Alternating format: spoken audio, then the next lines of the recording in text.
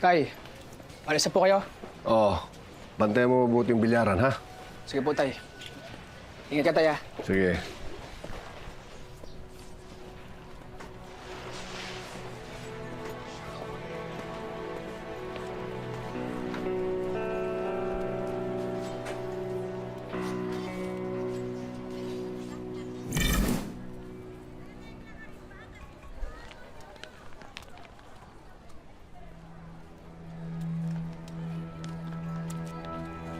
Wala pa si Tindeng?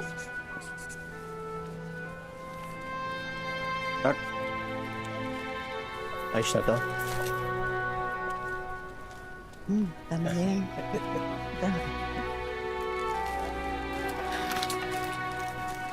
Mita, Marsing. Pasensya na ha. Pasensya na talaga sa abala ha. Hindi abala ang tawag doon. Perwisyo. Kaya nga Marsing, Mita, pasensya na eh. Hindi ko alam eh. Hindi ko alam kung ano nangyari eh. Wala naman kaming ginawa, kundi pagpasensya at pagpasensya niyang anak mo eh. Sirang-sira yung dibo ni Mokang dahil sa tanggol na yan eh. Hinimatay pa to si Nita. Ewan ko ba kung paano kayo magpalaki ng mga anak. Kaya nga ako na yung humihingi ng tawad eh. Pasensya na. O, ganyan na lang nga. Tagahingi ka na lang ng tawad ni Tanggol. Pero hanggang kailan?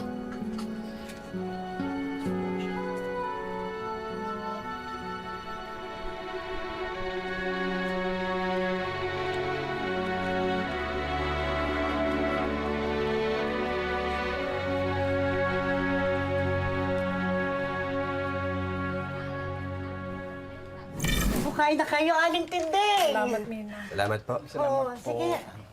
Upo, kain na.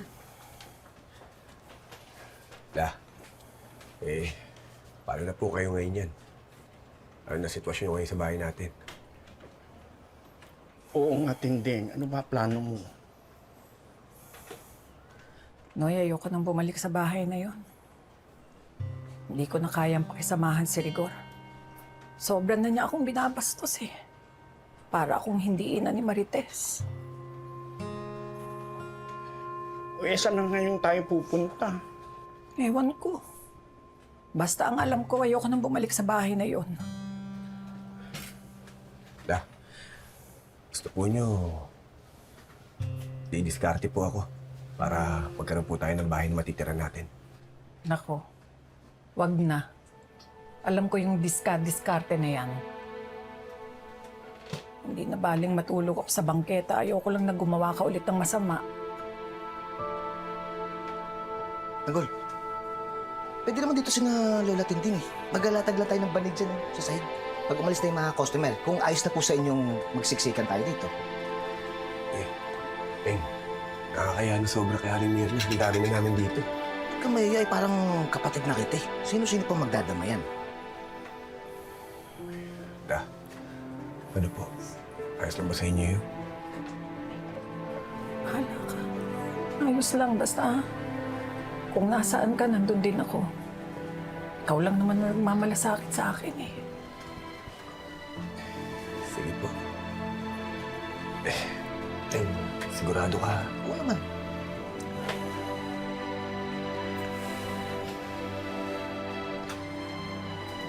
Kaya na po kayo. Sige po, kaya na. Tuloy, Boy, Lo, kain ka dyan. Da.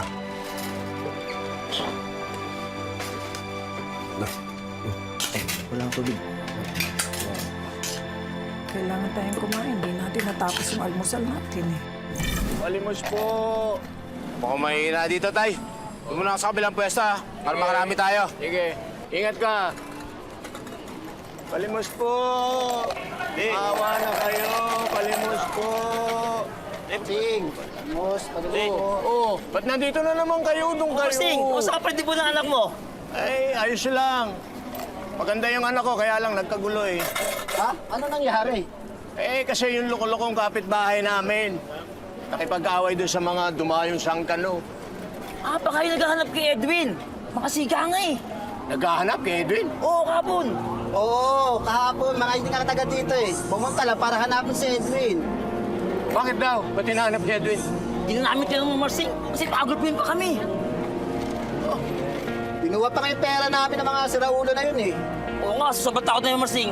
Naturtol namin yung sa kanya nakatira. Ano? Pasensya naman Marsing kung may piyato na dala ng gulo sa inyo. Pasensya na kayo mga Marsing ha, hindi namin taga-alam eh. Edwin. Hindi nyo kasalanan yun. Si Edwin ang may nililihim sa akin. Siya may kasalanan dyan. Kailangan makausap ko yun para malaman kung bakit siya hinahanap ng mga sangka. Sige na Ano? Marsing. Doon na kayo. Labas kayo, sige. Doon na kayo. Balik na kayo doon. Sige na, nagkukumpetensya pa. Balimos po, balimos po. Balimos po. Maawa na po kayo. Noy, ang mabuti pa, bumalik ka sa bahay. Kunin mo na yung mga gamit natin. Huwag ka lang magpapakita kay Rigor at Marites, ha? Siguro wala na yung mga yun. O sige. Sige na. Tanggol, iwan ko muna sa tinding, ha? Kukuha ko ng kama. Ingat ka. Andun ba sa aparador? La, paano ngayon yan? Pareho na tayo ng kapalaran. Oh, kayo nagtatago kayo. Ako nagtatago. Eh di ibig sabihin yan, ex-convict na rin kayo. Wanted na rin. Sa bagay, kalalabas ko lang. Sinaulo mo talaga, no? Sinasama mo pa ako sa mga kalokohan mo. Ikaw ang hinahanap.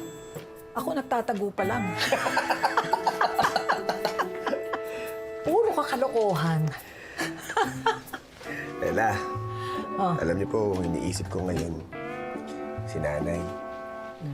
Siyempre po, mag-aalala sa'yo ngayon yan. Kahit naman na hindi kayo madalas magkasundo, nakikita ko naman po yung pagmamahal niya sa inyo eh. Ano po ba plano niyo?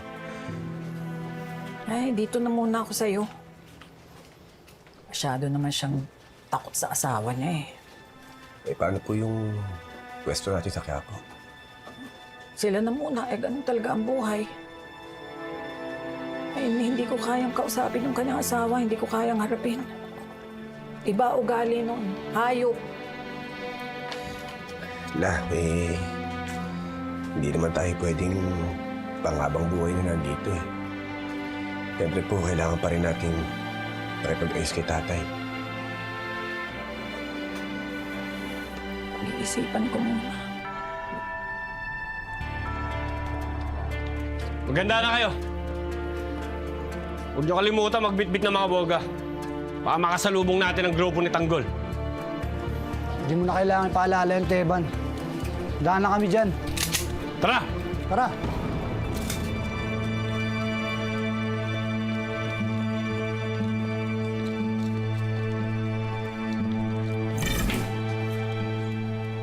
Santino, paborito talaga ni Mang Rigor si David, no? Walang-wala ka na, Santino. Nagbabait-baitan lang yung si Kuya David. Pero sa amin tatlo, siya talaga pinakagago. Sa kanya simula lahat ng to eh. Kung hindi niya ninakaw yung pera ni Kuya Tanggol, hindi mangyayari itong sunod-sunod na gulo sa bahay namin. Baka may pangangailangan lang si David, kaya niya nagawa yun. Nung may pangangailangan, ang sabihin mo, may pinoporma ang babae.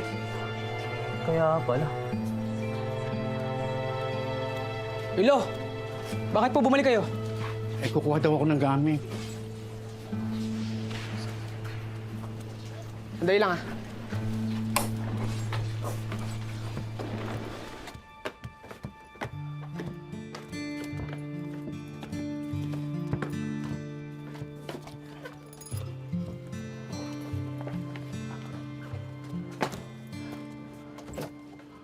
Lo.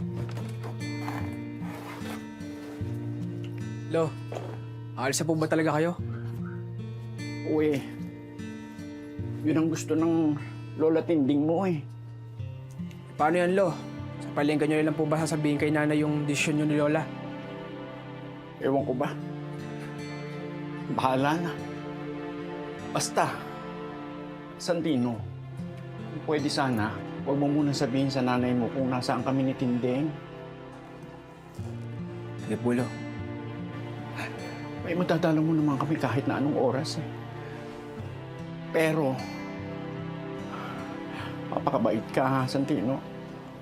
Huwag na sana kayong gagawa ng gulo ni David. At walang aawat sa inyo, lalo't wala ako. Mandamo ko kayo. Hello, lagi naman po ako mabait eh. Para kung alon sa dagat kung saan mapadpad. O sige, una na ako ha, papakabait ka ha. Ingat ko ni Lola, ah. O sige, sige.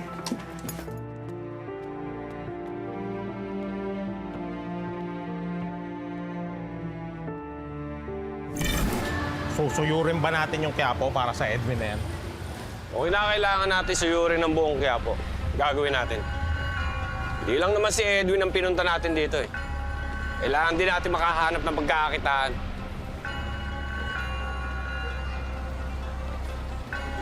Alas talaga. Wala na naman si Edwin sa tambayan niya. Eh kung pupuntahan na lang kaya natin sa bahay nila, tingin nyo? Oo, pero kailangan natin magdoble ingat.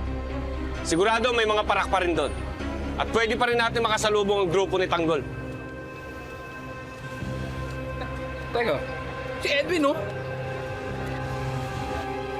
Uy, naliti ka na! Takbo ka pa, Ano? Mabilis ang bala namin sa'yo. Nagbibiro lang naman. Nag-stretching na ako. Nag-jogging ako. Kamusta? Tarantado ka? Ang laking abala ng dinala mo sa amin, ah. Nag-aagaw buhay ngayon si Kidlat dahil sa tropa mo si Tanggol. Pumura si Kidlat? Oo. Kaya hinahanap ka naming animal ka. Nasaan ang pera ko? Wala pa akong pera. Hindi pa ako nakadilensya. Pero promise ko, bayaran ko kayo. Ha? Napakalakas ng loob mo mangutang. Wala ka pa na pambayad. Uy, tol, sandali. Sandali, Tepan. Uy! Huwag dito, Teban. Maraming mata. Bitin na yan. Uy, tiga! Tiga lang, tiga!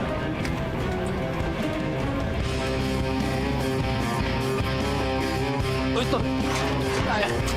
Uy, pasok! Tol, ba tayo nandito? Aray, bakit mo ah? Tol, ganyan! Kapang pa kami.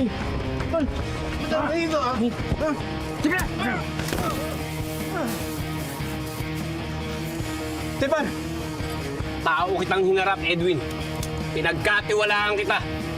Pagdating na singilan, tatarantaduhin mo ako. Uy, babayaran na naman kita! Wala lang akong pera ngayon! Ha? Babayaran kita! Ang lakas din naman ng loob mo. Kami pa inutangan mo, wala ka naman pa na pambayad. Tuluyan mo na to, Teban. Tapos tapo natin sa ilog. Huwag maawa na kayo! Uy, maawa na kayo, Tepan! Sige na! Bakit ikaw? Naawa ka ba sa amin? Nung nakulong yung tropa namin? Tapos ngayon si Kidlat! Nasa critical na kondisyon. Hindi ko naman kasalanan yun, ah! Pinigilan ko kayo, di ba? Kayo nagpumilit pumasok sa birthday ni Mokang! Kami pa sinisi mo, ha? Hindi lang yan ang aabutin mo! Teban, tirahin mo na yan. Bauna mo ng tingga sa ulo.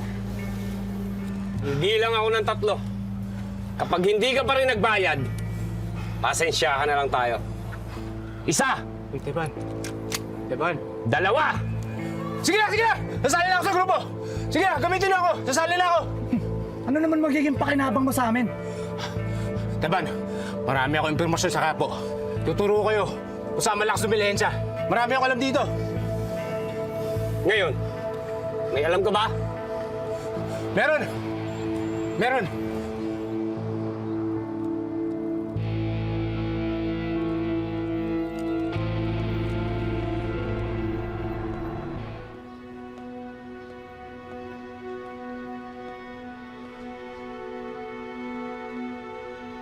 Hoy, Dimagi ba? Ikaw na. Dimagi ba? Naintindihan ko yung problema mo sa anak mo. Tatay din ako. Pero alam mo, kahit gaano kapasaway ang anak natin, anak pa rin naman natin yan eh. Kung gusto mo, ilabas natin yung anak mo dito. Huwag natin isama sa report. Hindi, Reyes. Isama mo si Tanggol sa report. Pulis ako. Kailangan ko ipatupad ang batas. Hindi matututo yan kundi makukulong yan. E paano pag danlaban? Di pa rin yun, di ba? Bahala na kayo.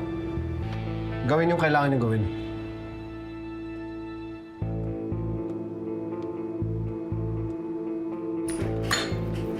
pre. Abay, balitang-balita yung enkwentro nila Tanggol, ah. Hayop talaga yung Tanggol na yan. Sinagad niya na talagang kawalangian niya. Pre, paano yan? Di wanted na yung inaanak ko. Di bahala siya sa buhay niya.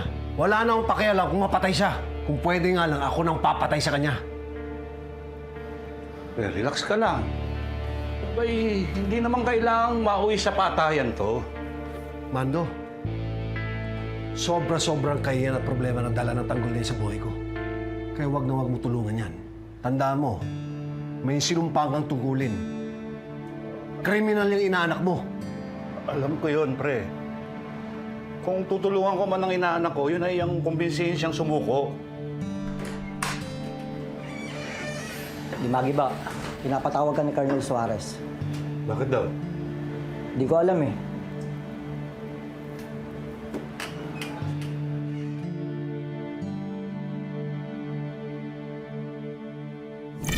Salamat, ah. Ay, ang ganda ng aura ng mga pinaupahan kong pwesto. Ay, wala sa tindi, mabuti. Marites, ay, asa ang nanay mo nagtatago na? Wala lang, nagtatago na agad. Eh, pes, magbabayad kayo sa akin ng upa at ang increase na upa ngayon. Pero babalikan ko kayo mamaya. Hoy, wala naman kami magagawa eh. Bakit? May reklamo ka? Ha? Naku, hindi, Rodo, hindi ako nagreklamo. Naku, ang sama ng acting mo, ha? Kakaloka kayo. Tingnan nyo, nakakabayad naman kayo ng upa. Pati yung increase na upa, nababayaran nyo naman. Bakit kayo na sinasabi nagigipit kayo? Huwag kayong sinungaling, huwag kayong gahaman. Ha? Tandaan nyo yan. Oo nga, masama ang gahaman, Roda. Oy! Nit, Marcin. Ayos na. Ayos tayo. Ay, hindi upa. Magbabayad naman Hindi ako sa upa. Pero yung... Nagpadibo-dibo pa kayo, hindi nyo man ako inimbita. Eh, pinapaalala ko lang sa inyo, ang bayad nyo dun sa kinuha nyo sa akin. Ha? Roda, di ba sa susunod na linggo pa yun? Oo nga, pinaalala ko lang sa inyo. Para malaman nyo. Hindi namin kakalimutan yan. Talaga. At hindi ko talaga makakalimutan ang utang nyo sa akin. Magbayad kayo. Oo. Diyos ko. Salamat, Roda. Naku, tigilan mo ako, Marting.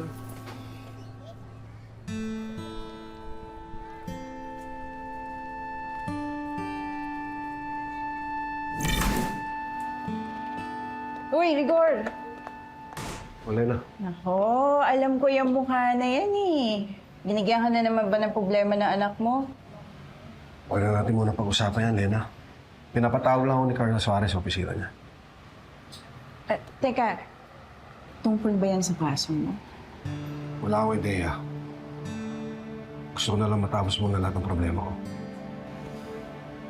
Basta pag kailangan mo na makakausap, andito lang naman ako eh. May kinig ako sa'yo. Salamat. Punta ko muna si Colonel Suarez. Sige, kaya mo yan.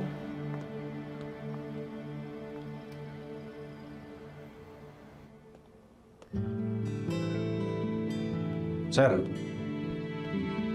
hanap niyo raw ako.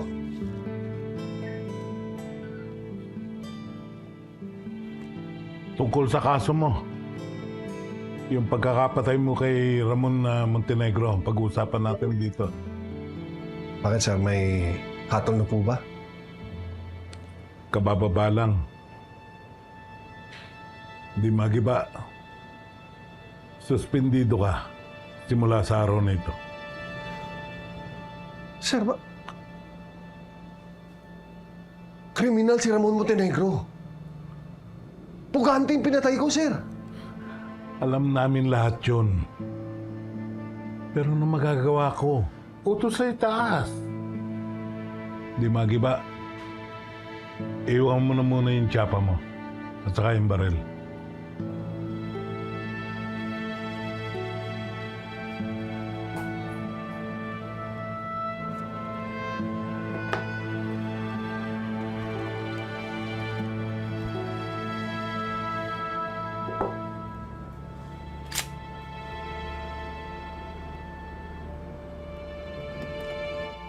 Pagkatapos, iligpit mo na muna ang mesa mo. At pwede ka nang umuwi sa pamilya mo.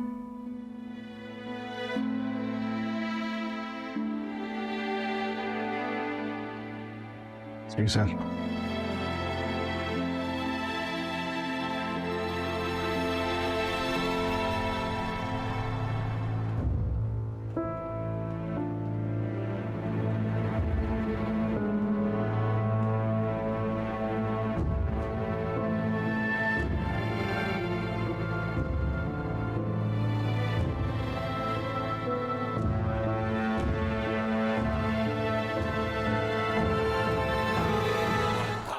Sino mang nangangailangan saan mang galing tutulungan, tawagin lamang ang ating tagapagtanggol. Laban sa mga ganit at sinungaling umanda pagkat nandito na ang ating tagapagtanggol. Sino mang nangangailangan saan mang galing